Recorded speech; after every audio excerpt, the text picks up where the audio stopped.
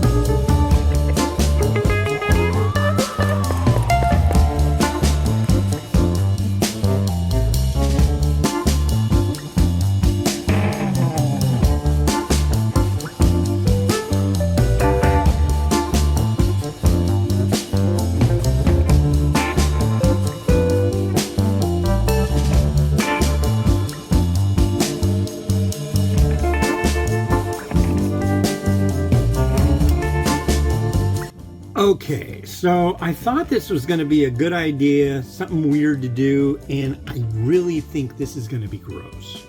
But I think out of this experiment, I came up with something else to try. So I'm going to try this, and yeah.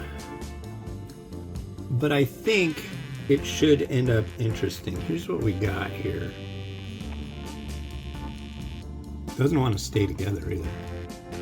Oh, cheers.